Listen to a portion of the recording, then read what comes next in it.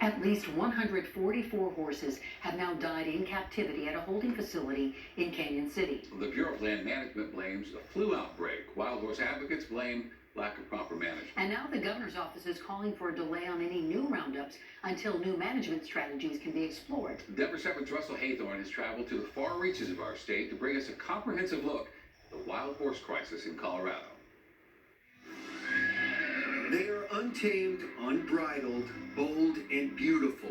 Without question, an icon of the American West. They are the American West. These horses are majestic animals, you know? I mean, they're absolutely unbelievable. They're such magnificent, beautiful, beautiful creatures. And while few argue about their beauty, there are plenty of arguments about their presence here. These animals are supposed to be protected. It's dry, it's difficult terrain, there's limited water, so how many horses can live in that area comfortably? When they do a roundup, they don't pay attention to genetics at all. The roundups to control the population of wild horses made national headlines after several horses in captivity at a holding facility near Canyon City died. The killer, an equine flu outbreak, according to the Bureau of Land Management, or BLM.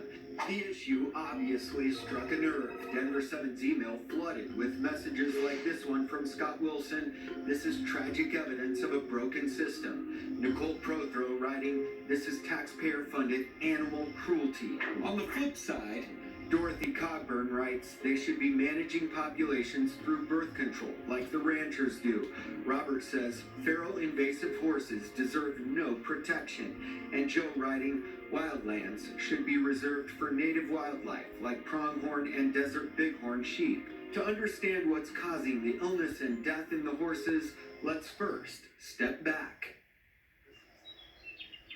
There are multiple herds in 10 western states, including Colorado, with the vast majority of Mustangs in Nevada.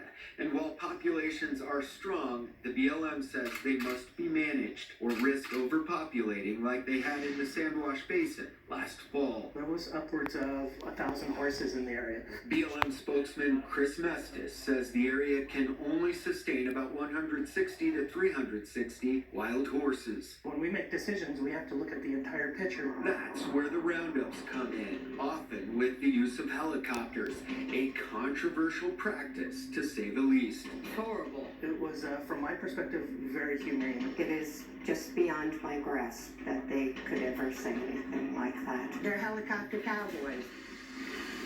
At a recent town hall meeting in Craig, Colorado, near the Sandwash Basin, horse advocates clashed with off-highway vehicle enthusiasts. Horse advocates blame OHVs for pushing the horses out of certain areas. The OHV people are supposed to stay in the lower part of the basin, but they don't. They just move all over. Some comments online blame the BLM for expanding OHV trails, but Mestis says that's false. They are not expanding it. We're not looking to increase or add any new recreational area. We're just looking to make it better.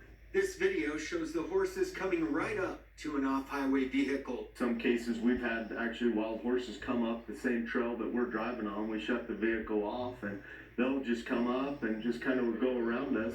I see no problem with being able to run both. Wild horse advocates say the horses are a keystone species out here in the vast Sandwash Basin, and they say horses graze selectively and don't disturb the vegetation, while livestock from ranches overgrazes. But ranchers say that's simply untrue. So ranchers are the best stewards of the land. Jared Yacovetto owns Saddleback Ranch near Steamboat Springs. He says drought conditions could also be weakening the horses. What's happened, I think, with these horses mainly is that Colorado's in a major drought.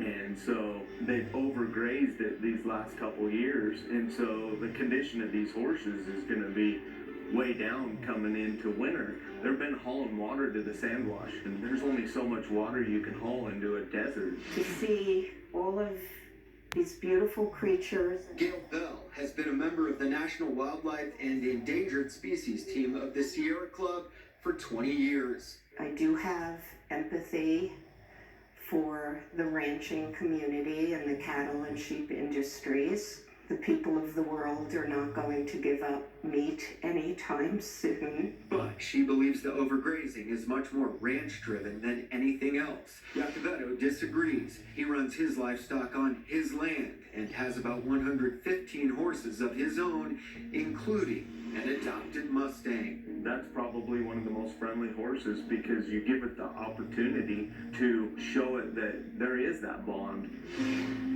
Come on, Sparkle.